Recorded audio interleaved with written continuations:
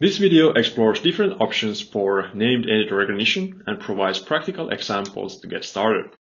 Named entity recognition is a natural language processing task that involves the identification and classification of entities such as names of people, organizations, locations, and other specific categories within a body of text. The primary goal of named entity recognition is to extract useful structured information from unstructured text data, or it can be used to remove that data to anonymize documents. Named entity recognition systems typically use a combination of machine learning algorithms and rule-based approaches to analyze and understand the context of words in a given text and assign them to predefined categories. We begin with a couple of large language model approaches and then continue with two rule-based methods. First, we will take a look at Llama 2 and BERT models. Then we switch to rule-based methods and check out PRXMATCH and PRXCHANGE functions. And finally, we explore concept rules. We will start simple and first apply Llama 2 and BERT for example text strings. And in the next phase, we will apply them to in-memory data from SAS Viya. But the first step is obviously installing the required packages. There are a bunch for BERT, then for Llama 2, and if you would like to use SAS Viya in-memory tables, make sure you install SWAT as well. And then just import the required packages. Then we will define the BERT model, and to do that you need to define the model and the tokenizer. And in this case I'm using a ready-made model from Hugging Face that has been trained for Finnish named entity recognition, but you can pick anything from there that suits your use case.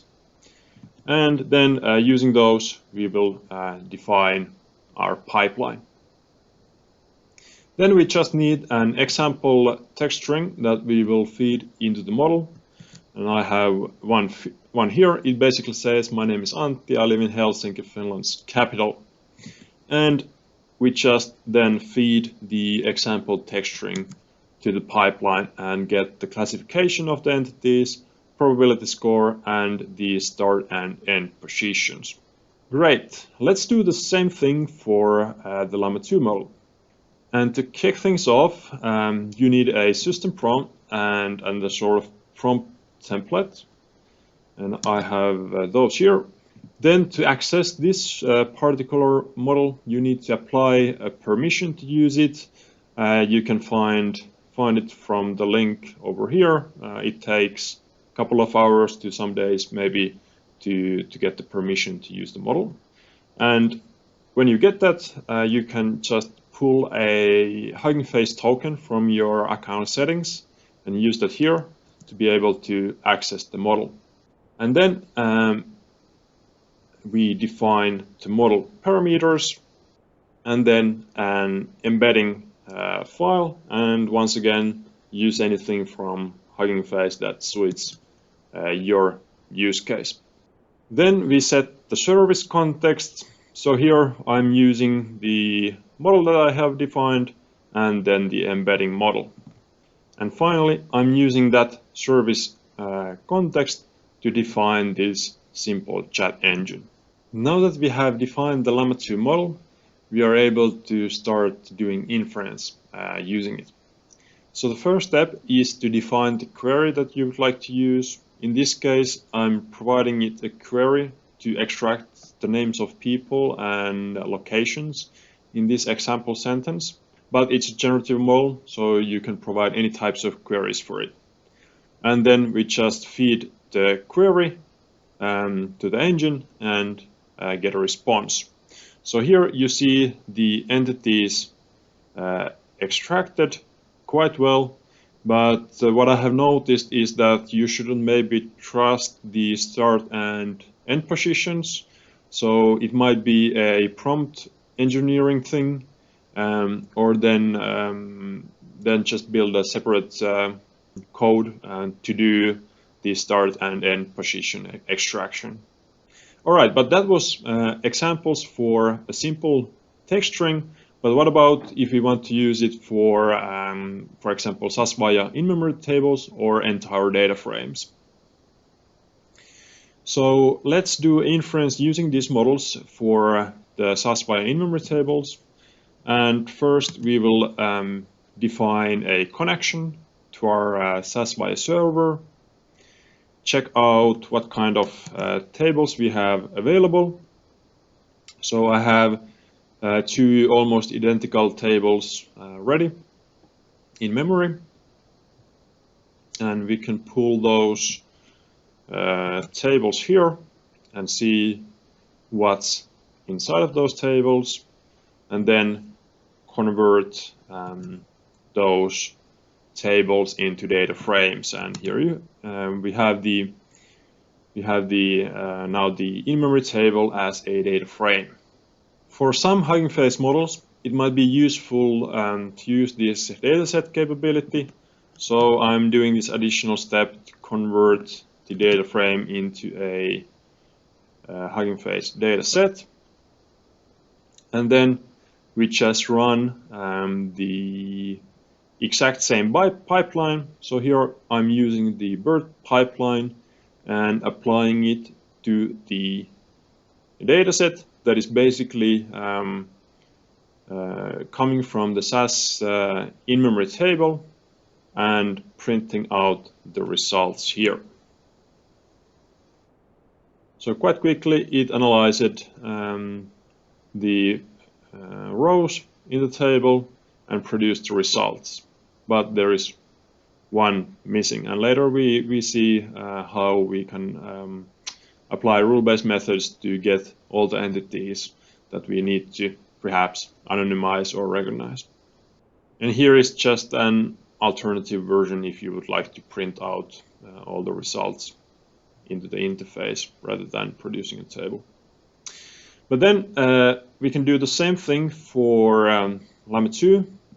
So let's first get the other table. So basically I have the same table, but I have concatenated the query for the model into the table. So you can either concatenate them beforehand or on the fly, depending on what type of data do you have and what kind of query you want to use. But basically, after that, we just build, in this case, I just built a simple for loop to go through, since I have a limited amount of data here, I just built a simple loop to go through the results. After waiting a while, we get the results, and as you see here, depending on your prompt, I get the extraction results. And in this case, even for the 5 rows, it takes around maybe 10 minutes with a simple CPU setup. So I recommend to use GPUs if you want to use these generative models for this type of purpose. As a last step, we can upload these result tables into SAS Viya with a simple command if we would like to continue using them over there. And here you see the output table in SAS Viya as an in-memory table if you'd like to use that one. So next, let's take a look at how do we combine those LLM approaches with the rule-based methods. And for that, let's jump into SAS Studio and especially its flows capabilities. So in this interface, I'm able to combine ready-made steps using just the visual interfaces with SAS code and Python code. And here, to get started, I will create a session with the server that sits behind the interface. And after that, I'm able to access my in-memory data. So this is the same data we were using on the Jupyter Lab side. And here I'm able to start using, for example, the test anonymization table that I was using previously, and then execute the same BERT code that I just used on the Jupyter Notebook side. So here is exactly the same code, but with a little difference. So in this case, I'm converting data that sits in memory, so the input table to this code node. I'm converting that into a data frame and then into the data set that the code is using. And when the code has been run, I do the opposite. So I convert the outcoming data frame into this output. And after that, I'll get the result data here on the output tab. So here I can preview the data, and I even get the data into my working directory over here, and I can open it like this. And here we see the named entity recognition results. And as you see here, some of these rows have been returned as empty. So the BERT model is not recognizing anything there, but that is something we should fix with the rule-based approaches. And the same way, we can also apply the Llama model here. So how about the rule-based approaches? So first, let's take a look at the PRXChange and match functions.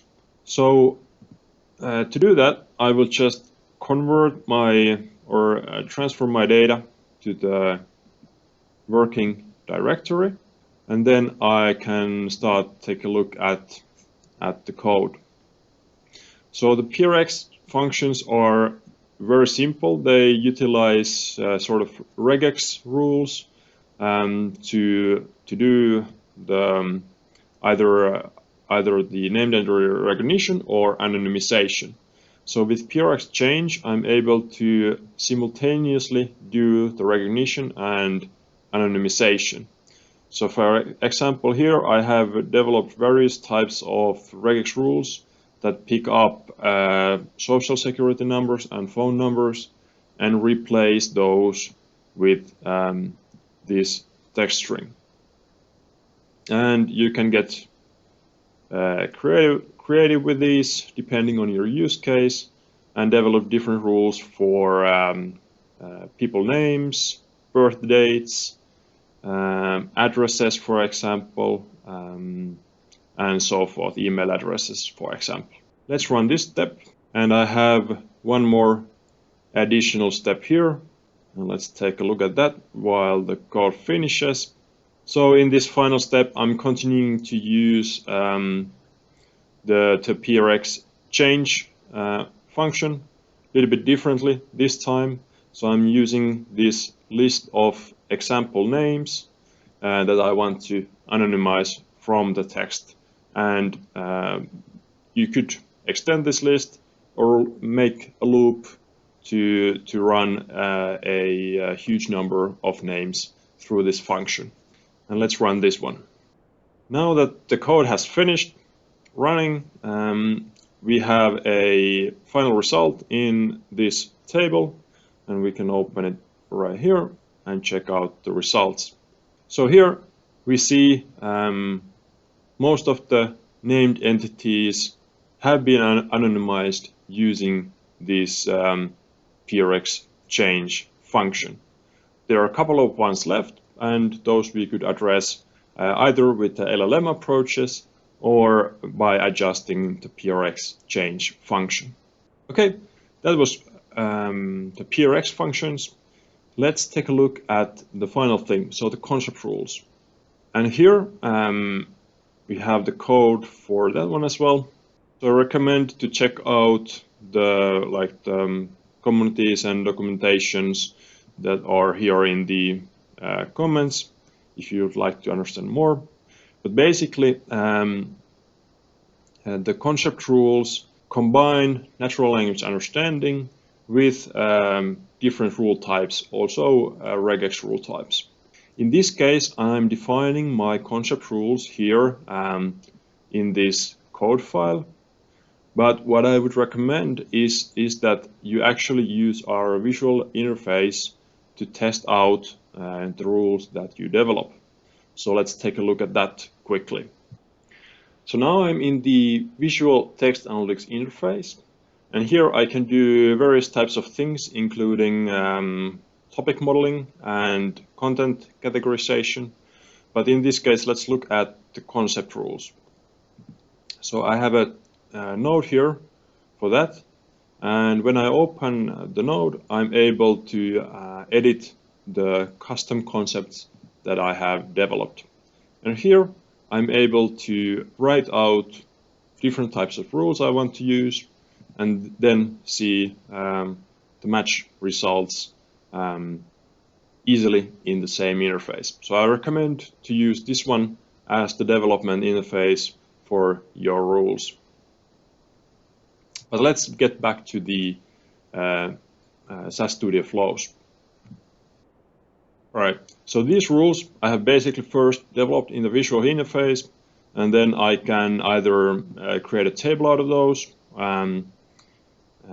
or paste them here. In this way, if you have sort of a table of those rules, then I'm able to compile a model out of those rules using this text rule develop code. So let's run this one. Another option is to directly export the model that you develop in the visual interface as a model package, and then just do inference using that one. So you don't really need these first steps if you have developed the model in the visual interface.